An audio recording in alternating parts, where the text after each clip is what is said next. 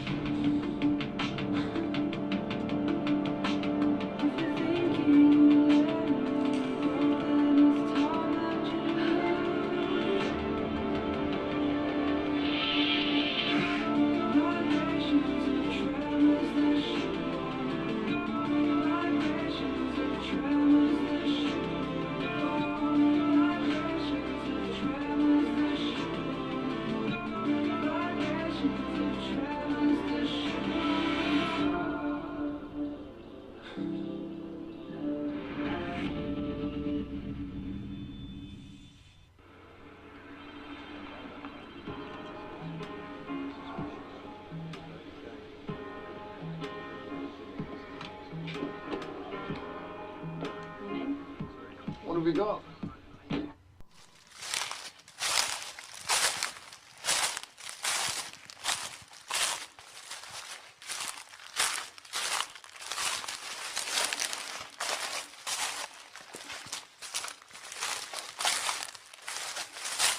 Welcome, folks, to our MJA podcast.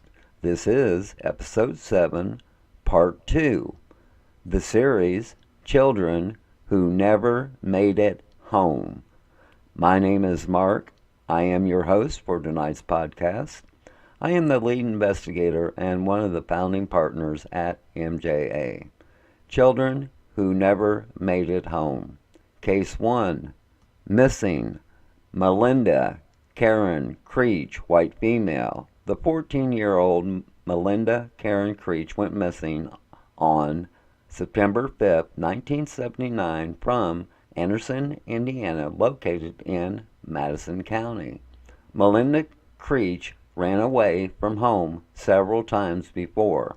When the 14-year-old Creech ran away from her home in 1979, she was never seen again.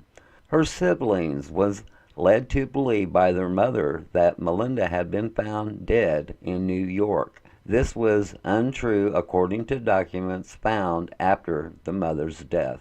Creech may use a different last name. Case 2. Missing Rachel Geraldine Pratt, white female. The 15-year-old Pratt went missing on January 16, 1995 from Garden City, Kansas, located in Finney County.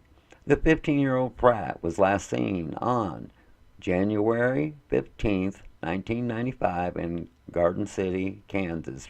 Pratt disappeared at the time when her 18-year-old boyfriend was being prosecuted for having unlawful sexual relations with Pratt when she was a minor. Because she vanished, there was no witnesses against him and the charges were dropped. Pratt hasn't tried to get another birth certificate, a driver's license, or social security card. There is no record of Pratt ever delivering a child. Case 3. Missing Andrea R. Gonzalez, white Hispanic female. The 5-year-old Andrea R. Gonzalez went missing without a trace on November 20th, 1993 from Russellville, Alabama, located in Franklin County.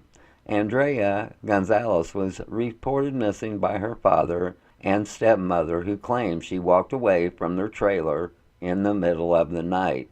In 1995, the stepmother admitted to accidentally scalding Andrea in the tub. She claims to have treated the burns and put her to bed. Hours later, Andrea was dead.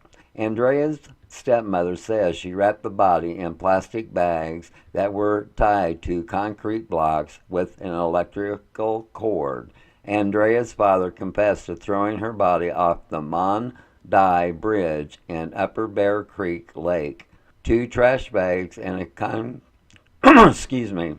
concrete block was located during the search for Andrea's body, but she was never found. A jury convicted the stepmother of child abuse, and she served time on a 10-year sentence until her release in 2001. The father was released in 1997 after serving 2 years for manslaughter. Case 4. Missing 3-year-old Christina Lynn Carter, white female. The 3-year-old vanished without a trace on September 17, 1973. The 3-year-old Christina Lynn Carter was last seen in Hueytown, Jefferson County, Alabama. Christina Lynn Carter, known as Christy, was last seen on September 17, 1973. Christina's parents had divorced 2 months prior, and Christina's father was seeking custody. And a strange twist in the case. On October 7th, Christina's mother, Janet, was found nude and bound inside of a duffel bag alongside Klingeman's Dome Road in the Great Smoky Mountains National Park. She had been killed by suffocation the same day she was found. Her remains was not identified for a month.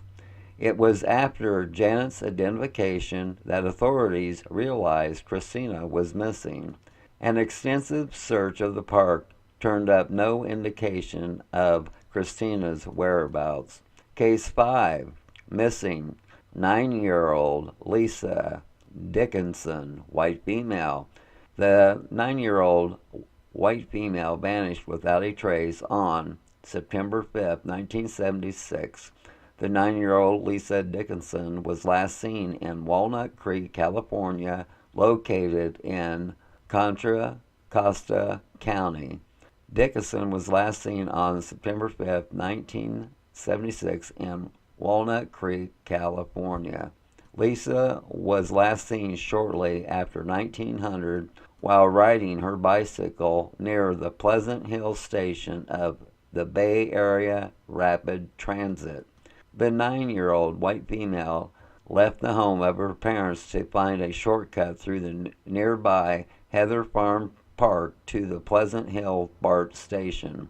The family had planned to take an excursion on BART the following day. When the 9-year-old failed to return home, police was notified.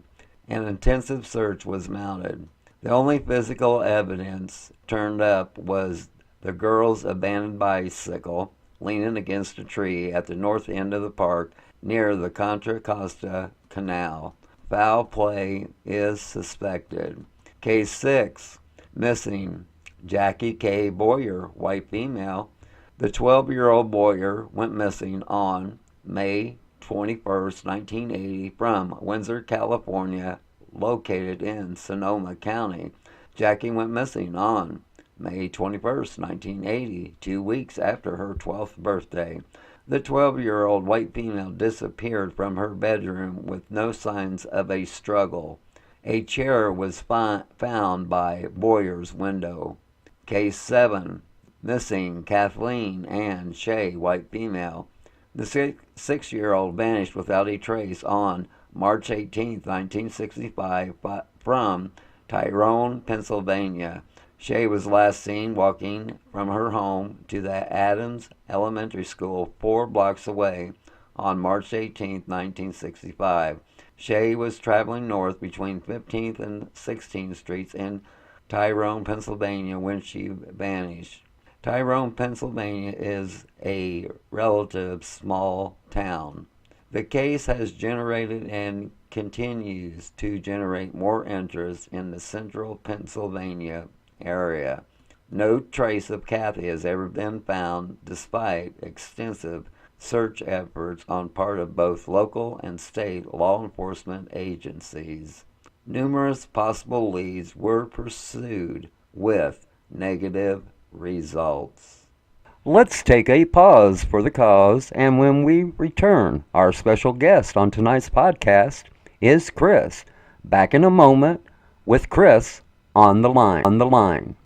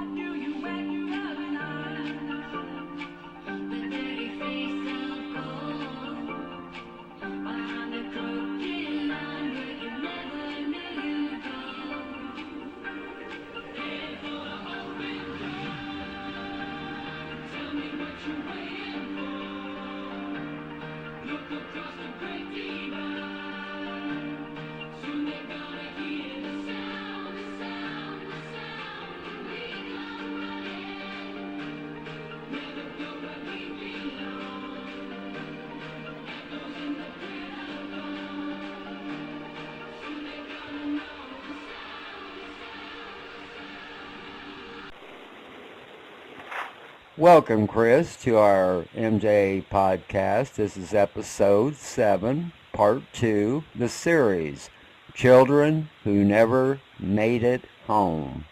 So, Chris, how are you tonight? I'm doing great, Mark. How are you doing? I'm doing just fine. When you read the news, do you have this feeling that it is open hunting season on our children? Well, we seem to hear a lot more about abductions nowadays, don't we?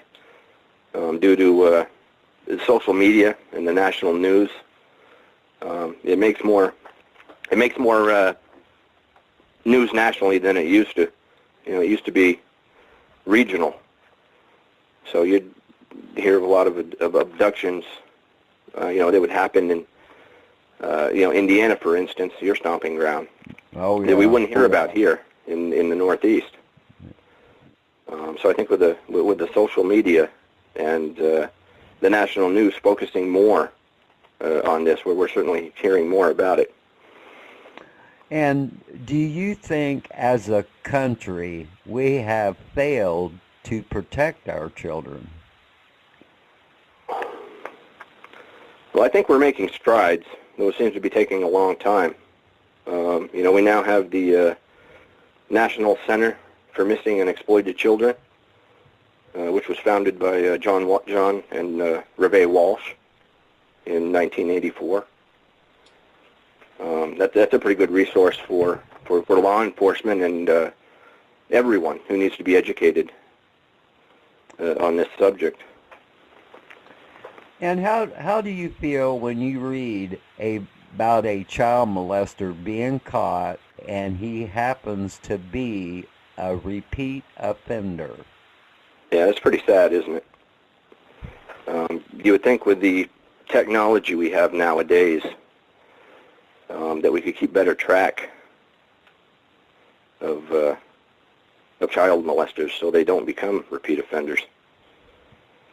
And that's always been my concern also. They don't keep a close enough eye on them, and then even if they use an ankle bracelet, okay, a lot of times when they're ready to do the dirty deed, and they just cut off the ankle bracelet, and then if they don't get caught molesting a child, well, really, it's a violation of their probation or parole.